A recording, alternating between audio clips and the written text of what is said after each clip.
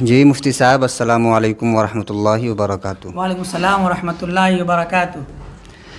مفتی صاحب اس سے پہلے بھی آپ سے میٹنگ ہوئی ہے میری، اور اس موقع سے میں نے چند سوالات آپ سے کیے تھے، تو آج بھی ایک سوال ہے جس پر لوگوں کے درمیان بہت اختلاف ہے۔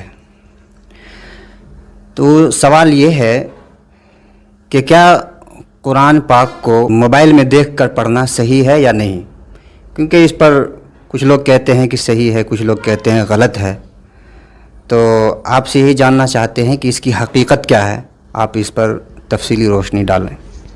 آپ کا یہ بھی سوال بہت انٹرسٹنگ ہے، سامعین ناظرین کے لیے بہت فائدہ مند رہے گا انشاءاللہ۔ موجودہ دور کے جو اکابرین ہمارے علماء کرام ہیں، انہوں نے ماشاءاللہ کتابیں بھی لکھی ہیں اس پر۔ تو دیکھیے، موبائل پر قرآن کریم پڑھنا ہے تو جائز ہے، اس میں کسی کا کوئی اختلاف نہیں ہے۔ مسئلہ یہاں پہ یہ رہتا ہے کہ بغیر وضو کے موبائل کے اسکرین کو، جب ہم موبائل پر اسکرین پر جب ہم قرآن پڑھتے ہیں تو اس اسکرین پر ہاتھ لگانا، اس کو ٹچ کرنا بغیر وضو کے جائز ہے یا نہیں، اختلاف اس میں ہے۔ دارالعلوم دیوبند کا فتویٰ، اسی طریقے سے اور بھی دیگر مدارس کا فتویٰ جو ہے وہ یہی ہے کہ بغیر وضو کے جب ہم اسکرین پر قرآن کریم کو کھول کر کے پڑھیں گے تو اس اسکرین پر بغیر وضو کے ہاتھ نہیں لگانا ہے، نہیں چھونا ہے اس کو۔